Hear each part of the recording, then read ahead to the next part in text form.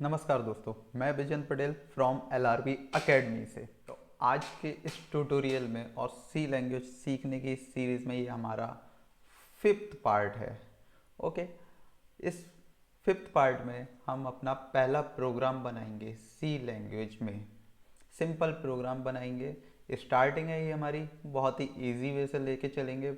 चीज़ें बहुत ही इजी हैं, उन्हें ज़्यादा कॉम्प्लेक्स करने की आवश्यकता भी नहीं है। बहुत ही इजी वे में समझाया जाएगा, बहुत ही इजी वे में समझिएगा। ओके, आगे बढ़ते हैं अपने पहले प्रोग्राम की ओर। तो सबसे पहले हम अपना टर्मिनल खोल लेते हैं। जैसा कि आपको बताया था, डाउनलोड किया था हमने, टर्बो सी किया था, विजुअल स्टूडियो किया था पिछले लेक्चर्स में।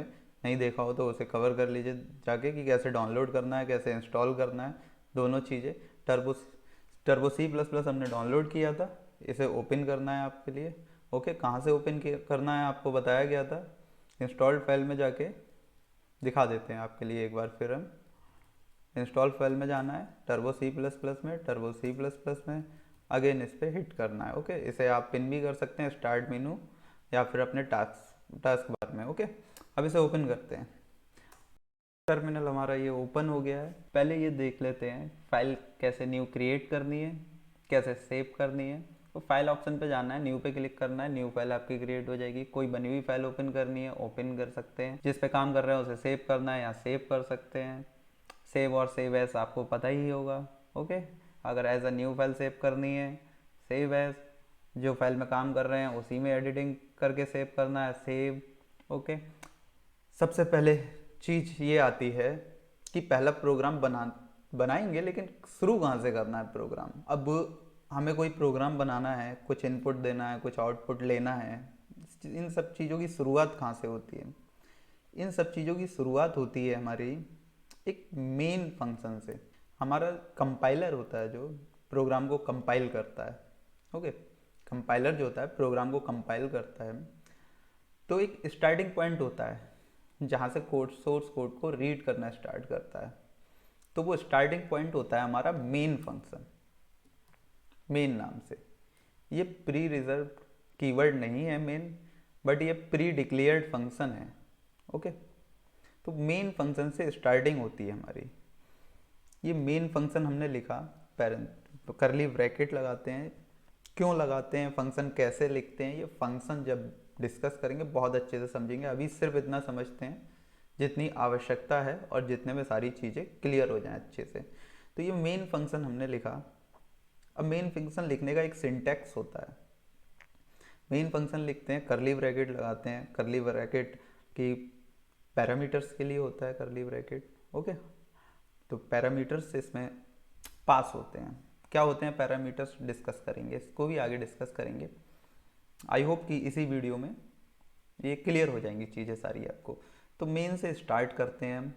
अब ये मेन काफ़ी टाइप का हो सकता है, मतलब फंक्शन काफ़ी टाइप के हो सकते हैं। जैसे कि इंटीजर टाइप का भी हो सकता है, डबल टाइप का भी हो सकता है। ओके, कैर टाइप का भी हो सकता है, गॉट इट। वॉइड भी हो सकता है। अब ये होते क्या हैं, वॉइड, इंट, मेन, ये सब फंक्शंस के पार्ट हैं। अभी इसे नहीं डिस्कस करते हैं, इसे लेटर बात की ट्यूटोरियल्स में डिस्कस करेंगे जब फंक्शन पढ़ेंगे। ओके, तो अभी डिस्कस करते हैं सिर्फ मेन की। मेन किस टाइप का फंक्शन होता है? मेन होता है हमारा इंट टाइप का फंक्शन। इंट टाइप का फंक्शन मीन्स, इन टाइप का फंक्शन है मतलब ये कोई इंटीजर वैल्यू रिटर्न करके देगा। जब ये फंक्शन पूरा रन होगा तो ये इंटीजर वैल्यू रिटर्न करके देगा हमें। ओके, अब कैसे करके देता है रिटर्न, क्या होता है भाई, बहुत सारे सवाल होंगे, सब क्लियर होंगे हल्के हल्के। ओके, अभी एडवांस सी में इंटीजर टाइप का रिटर्न टाइप होता है। जो पहले चलते थे स्टैंडर्ड्स, उसमें वॉइड होता था। ओके, उसमें वॉइड होते थे। अब जितने भी लेटेस्ट कंपाइलर हैं, अगर उन पर आप रन कराएंगे तो ये वॉइड एरर देगा। ओके, अभी जिस पे हम काम कर रहे हैं टर्बो C++ पे, इस पे वॉइड एरर नहीं देगा, लेकिन ये तो डिसकंटिन्यूड है, टर्बो सी डिसकंटिन्यूड है, सॉरी। तो लेटेस्ट जितने भी कंपाइलर हैं हमारे, GCC एटसेट्रा एटसेट्रा, सन स्टूडियो, उन पे एरर देगा, लेकिन इंट टाइप का नहीं देगा। तो हम लेटेस्ट चीज़ लेके चलते हैं, इंट। ओके, पैरेंथेसिस लगाते हैं किसी भी फंक्शन को जब डिक्लेयर करते हैं। ये हुआ हमारा एक फंक्शन डिक्लेरेशन। ये हमने एक फंक्शन डिक्लेयर कर दिया। पैरेंथेसिस यहाँ लगा दीजिए या यहाँ लगा दीजिए। ये रीडेबिलिटी के ऊपर होता है कि आप कहाँ लगाएंगे तो आपका प्रोग्राम ज़्यादा अच्छा दिखेगा, रीडेबल अच्छा होगा आपका प्रोग्राम, पढ़ने में ईजी होगी सारी चीज़ें। ओके, तो ये हमारा मेन फंक्शन है। कंपाइलर यहाँ से स्टार्ट करेगा, इसके अंदर जो भी कुछ लिखा होगा। ओके, अब सबसे पहला प्रोग्राम हम बनाएंगे, एक हेलो वर्ल्ड कीवर्ड प्रिंट करेंगे। कैसे प्रिंट कराते हैं, हम कंप्यूटर से कहेंगे कि हेलो वर्ल्ड को प्रिंट कराइए। कैसे कहेंगे, कहना कैसे, ठीक है, इस चीज़ को भी देखेंगे। एक रिटर्न कीवर्ड मैंने अभी बोला था कि इंटीजर टाइप है तो रिटर्न टाइप जरूर होगा। सबसे पहले एक ब्लैंक फंक्शन बना लेते हैं, प्रिंट उसके बाद कराते हैं। तो एक ब्लैंक फंक्शन हमारा तब ये पूरा होगा इंट टाइप का जब हम इसमें रिटर्न 0। ओके, अब ये फंक्शन रिटर्न कर रहा है 0 वैल्यू। इंट टाइप का है तो 0 रिटर्न कर रहा है, कैर टाइप का होता तो कोई करेक्टर वैल्यू रिटर्न कर रहा होता, लेकिन हमारा मेन फंक्शन इंट टाइप का होता है तो रिटर्न 0, मतलब कोई हमारी कांस्टेंट वैल्यू रिटर्न कर रहा है। लेकिन कोई कांस्टेंट वैल्यू रिटर्न नहीं करता है, ये गलत होता है। 0 रिटर्न करने का भी मतलब होता है, 0 रिटर्न कर रहा है मतलब ये एज एक्सपेक्टेड हमारा प्रोग्राम पूरा रन हो चुका है, इसका मतलब ये होता है। और एग्जीक्यूटिव फाइल प्रोड्यूस करके जब ये पूरा एग्जीक्यूट हो जाता है प्रोग्राम, तो रिटर्न 0 का मतलब ये होता है कि आगे ये ऑपरेटिंग सिस्टम के हैंड ओवर कर देता है कि पूरा एग्जीक्यूट हो चुका है, अब आगे ऑपरेटिंग सिस्टम करता है जो करना होता है। अगर यहाँ 0 की जगह कुछ और कांस्टेंट हम लिख देंगे तो ये अनएक्सपेक्टेडली एंड होगा प्रोग्राम हमारा, इसलिए यहाँ पर रिटर्न 0 लिखते हैं सिर्फ हम। ओके, लेकिन एडवांस स्टैंडर्ड्स में क्या है, अगर हम रिटर्न 0 नहीं भी लिखें तब भी एरर नहीं आएगा। क्यों नहीं आएगा, क्योंकि जब पूरा प्रोग्राम रन हो जाएगा हमारा तो ये लास्ट में जो पैरेंथेसिस है, ये जो लास्ट में पैरेंथेसिस है, जब यहाँ पर प्रोग्राम आएगा हमारा रन होते होते यहाँ पर आएगा तो ये एज अ रिटर्न 0 ही ट्रीट होता है। ओके, तो उसे नहीं भी लिखें तब भी एरर नहीं देगा वो। ओके, तो अब हमें क्या कराना है, अब हमें प्रिंट कराना है hello world. Okay, hello world print कराना है। अच्छा, ऐसे भी अगर हम रन कराते हैं इस प्रोग्राम को तो क्या रन होगा, आइए पहले वो भी करके देख लेते हैं। रन कैसे कराएंगे हम, ऊपर आपके लिए रन का ऑप्शन मिलेगा, ठीक, यहाँ क्लिक करके रन करा सकते हैं और कंट्रोल F9 से करा सकते हैं। रन हुआ, प्रोग्राम रन हुआ, 0 एरर के साथ रन हुआ, लेकिन कुछ भी दिखा नहीं या कुछ भी हमें आउटपुट नहीं दिखा, कुछ भी नहीं हुआ, पता नहीं चला हमें, लेकिन प्रोग्राम रन हुआ। ब्लैंक फंक्शन है इसलिए रन हुआ। अब कुछ भी प्रिंट कराने के लिए एक फंक्शन होता है प्रिंट एफ नाम का, प्रिंट एफ नाम का एक फंक्शन होता है, प्री डिक्लेयर फंक्शन होता है ये। ओके, केस सेंसिटिव लैंग्वेज है, हर कीवर्ड स्मॉल में लिखना है, पहले भी डिस्कस कर चुके हैं प्रीवियस लेक्चर्स में। ओके, तो प्रिंट एफ एक फंक्शन होता है जो कि आर्गूमेंट एक्सेप्ट करता है।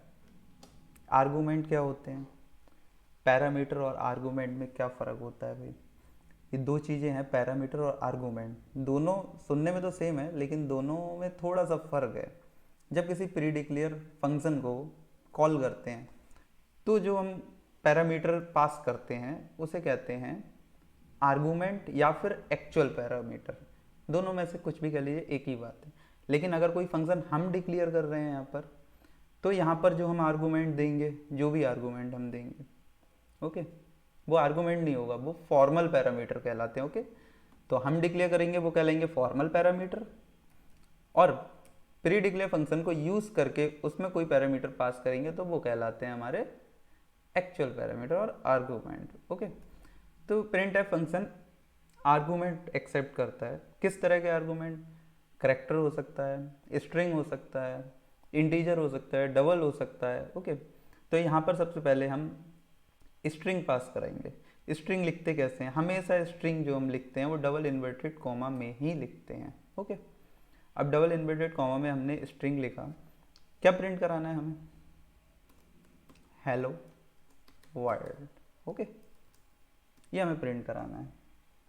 प्रिंट एक फंक्शन होता है डिस्प्ले पे आउटपुट लाने के लिए, कुछ प्रिंट कराने के लिए। ओके, अब इस प्रोग्राम को रन करके देखते हैं।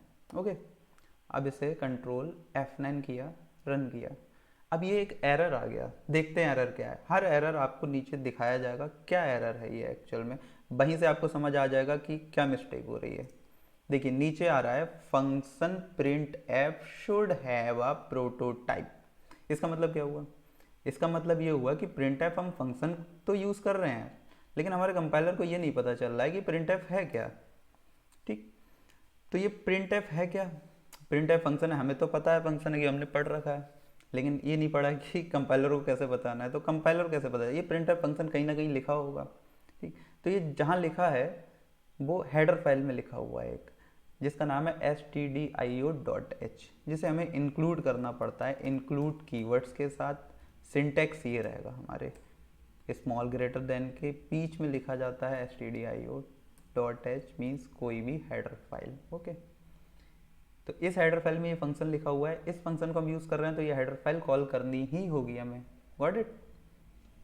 कोई भी फंक्शन यूज़ करेंगे उसकी जो भी हेडर फाइल होगी, जिस हेडर फाइल में वो लिखा होगा, वो हेडर फाइल हमें कॉल करनी होगी। ओके, अब इसे रन करा के देखते हैं। अब एरर तो एक भी नहीं आया, लेकिन प्रिंट भी नहीं हुआ। ऐसा क्यों?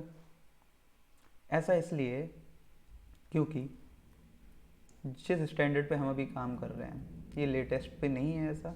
जिस स्टैंडर्ड पे हम काम कर रहे हैं, ओके, उस स्टैंडर्ड पे क्या है, स्क्रीन हमारी होल्ड नहीं हो रही है। स्क्रीन को होल्ड करने के लिए एक फंक्शन यूज़ करते हैं get C H. Got it? तो गेट सी एच हम फंक्शन यूज़ करते हैं, जिससे क्या होता है, जब हम प्रोग्राम रन कराएंगे, रन करा के देखते हैं। प्रोग्राम हमने रन कराया, लीजिए एक और एरर आ गया। क्या एरर है? Get C H should have a prototype. Means ये भी किसी लाइब्रेरी में लिखा हुआ है, वो भी हमें इंक्लूड करानी पड़ेगी। ये लिखा होता है conio.h में। किसमें? conio.h में। ओके, ये लिखा होता है conio.h हेडर फाइल में। हेडर फाइल भी आपको अभी दिखाएंगे कहाँ होती है। तो अब इसे रन कराते हैं। अब रन हो गया। अब ये hello world hello world hello world 3 बार आ गया प्रिंट होके। अब गेट सी एच का पहले काम समझ लेते हैं। गेट सी एच क्या कर रहा है? जो कर्सर हमारा बिलिंग कर रहा है, यहाँ पर स्क्रीन को होल्ड किए हुआ है। जब तक हम कोई की नहीं दबाएंगे तब तक ये आउटपुट हमें दिखता रहेगा। जैसे ही हम एंटर कोई की प्रेस करेंगे, सपोज दैट एंटर प्रेस किया मैंने, हट गया। ओके, तो गेट सी एच स्क्रीन को होल्ड करने के लिए यूज़ होता है। अब दोबारा एक बार रन कराते हैं। अब ये 4 बार हेलो प्रिंट आउटपुट आ रहा है। तो जो पहले के आउटपुट हैं वो भी आ रहे हैं, साथ में हमारा अगला आउटपुट भी आ रहा है। ऐसा क्यों? हम चाहते हैं सिर्फ हमारा आउटपुट आए। उसके लिए एक फंक्शन होता है clear screen. Okay, clear screen function होता है। इसका काम क्या होता है? प्रीवियस जितने भी आउटपुट होते हैं उन्हें स्क्रीन से क्लियर करना। अब रन करा के देखते हैं। हेलो वर्ल्ड प्रिंट हो गया। अब एक सवाल आ रहा होगा, अगर नहीं आ रहा हो तो आना चाहिए, कि क्लियर स्क्रीन हमने फंक्शन जब कॉल कराया तो इसके लिए कोई लाइब्रेरी क्यों नहीं हमने इंक्लूड कराई? वो इसलिए नहीं कराई क्योंकि क्लियर स्क्रीन भी conio.h का ही फंक्शन है। ठीक, ये जरूरी नहीं है एक हेडर फाइल में एक ही फंक्शन होंगे।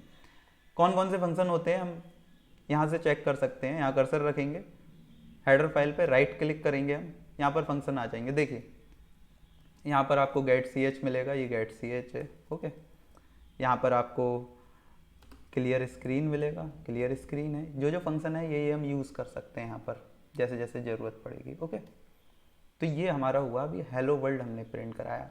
आइए आपको एक बार लाइब्रेरीज दिखाते हैं। ये लाइब्रेरीज कहाँ स्टोर होती, कहाँ होती हैं। तो जहाँ इंस्टॉल्ड फाइल है हमारी सी की, हम वहाँ पर आते हैं। इंस्टॉल्ड फाइल में आ गए, ये हमारी इंस्टॉल्ड फाइल है। यहीं से हमने टर्बो C++ ओपन किया था अभी। तो ये सी में आए, सी में आने के बाद टर्बो सी में, इसमें इंक्लूड नाम का फोल्डर है। देखिए आए, इसमें देखिए सारी हेडर फाइल होंगी। stdio.h है। ओके, कोनियो भी होगी इसमें, conio.h भी है। इन्हें ओपन करेंगे तो वही फंक्शंस लिखे होंगे इसमें और उनकी डेफिनेशन लिखी होगी। ओके, आइए एक बार छोटी सी झलक कुछ डॉक्यूमेंट्री भी देख लेते हैं। जैसे कि मैंने बताया कि मेन फंक्शन जो होता है वो हमारा स्टार्टिंग पॉइंट होता है। मेन फंक्शन हमारा इंट और वॉइड टाइप का हो सकता है, डिपेंड करता है स्टैंडर्ड्स पे। ओके, मेन हमारा प्री रिजर्व नहीं है बट प्री डिक्लेयर है। मेन फंक्शन कोई पैरामीटर नहीं लेता है। मेन फंक्शन में कोई भी पैरामीटर पास नहीं होता है। आप इसमें वॉइड लिख सकते हैं, वॉइड होता है ब्लैंक। बाय डिफ़ॉल्ट नहीं लिखेंगे तो बाय डिफ़ॉल्ट वो वॉइड ही माना जाता है फंक्शन में। ओके, फंक्शन की बॉडी ब्रेसेस से ओपन होती है, ब्रेसेस से बंद होती है। एक भी ब्रेसेस यदि आपने खोल ओपन करने के बाद क्लोज नहीं किया तो वो एरर देगा। ओके, आगे देखते हैं। जैसे कि मैंने बताया कि रिटर्न जीरो की ज़रूरत क्यों पड़ती है और अब लेटेस्ट स्टैंडर्ड्स में नहीं पड़ती है। ठीक, हाँ एक चीज़ और जहाँ बताने थोड़ा स्लिप हुआ, ये देखते हैं। जब हमने प्रिंट एफ फंक्शन कॉल कराया था तो लास्ट में ये सेमी कॉलम लगाया था। ओके, हर स्टेटमेंट के बाद, हर स्टेटमेंट जहाँ एंड होगा वहाँ सेमी कॉलम लगाना अनिवार्य है। ओके, सी लैंग्वेज में। Got it? तभी एक कंप्लीट स्टेटमेंट कहलाई जाएगी। ये एक स्टेटमेंट हो गई, ये एक स्टेटमेंट हो गई, ये एक स्टेटमेंट हो गई, ये अलग अलग स्टेटमेंट हो गई। और जैसा कि मैंने प्रीवियस लेक्चर्स में बताया था, स्टेटमेंट्स को क्या कहते हैं? इंस्ट्रक्शंस। और सेट ऑफ इंस्ट्रक्शंस को क्या कहते हैं? प्रोग्राम। राइट, चले आगे देखते हैं। प्रिंट एफ फंक्शन, जैसे कि मैंने बताया, प्रिंट एफ फंक्शन मेन के अंदर लिखा जाए। मेन के अंदर तो सारे आप प्रोग्रामिंग जितनी भी कोडिंग लिखेंगे सब मेन के अंदर ही रहेगा आपका। ठीक है, हाँ एक चीज़ और, stdio.h हमारी स्टैंडर्ड लाइब्रेरी भी कही जाती है। ठीक, क्यों कही जाती है नोट डाउन कर सकते हैं। ठीक है, मेन फंक्शंस इसमें रहते हैं हमारे जो का हम यूज़ करते हैं। सिर्फ एक ही फंक्शन का एग्जांपल यहाँ पर मैंने दिया है। ओके, दूसरी चीज़ ये, जैसे कि मैंने आपको बताया printf function argument accept करता है। किस तरह के आर्गूमेंट करता है ये लिखा हुआ है नीचे, आप देख सकते हैं। स्ट्रिंग टाइप के करता है, इंटीजर, कैर, डबल, एटसेट्रा एटसेट्रा। ओके, ये था हमारा पहले प्रोग्राम का वीडियो। ओके, यदि इस प्रोग्राम में कोई भी आपको डाउट हो, कोई भी क्वेरी हो, कमेंट बॉक्स में कमेंट करके पूछ सकते हैं। ओके, और यदि वीडियो आपको पसंद आया हो तो लाइक करें, सब्सक्राइब करें और शेयर करें।